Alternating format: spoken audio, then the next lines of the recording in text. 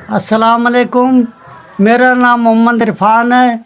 मेरी दो बेटी हैं, बेटा छोटा है।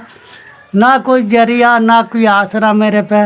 मैं कल्ले कमान वाला था, कल्ले ही हम खाने वाले थे। 2 साल हो गए बीमार बैठा हूँ। डॉक्टर ने कहा एक फेफड़ा भी ख़त्म हो गया। ये देख लो आपके सामने बैठा हूँ। कोई आसरा कोई वसीला नहीं सिवाय अल्लाह की जात के।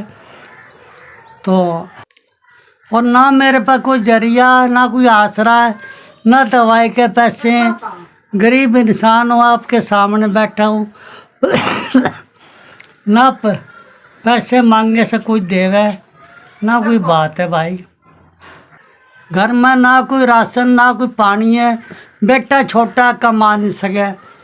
आप देख लो,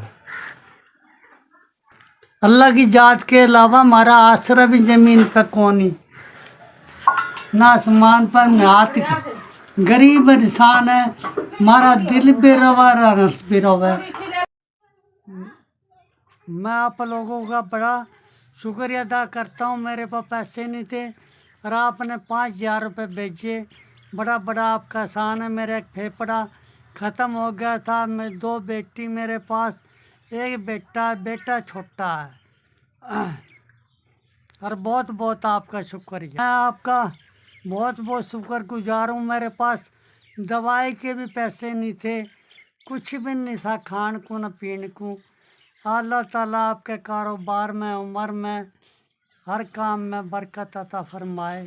बहुत जी खुश हो गया आपका।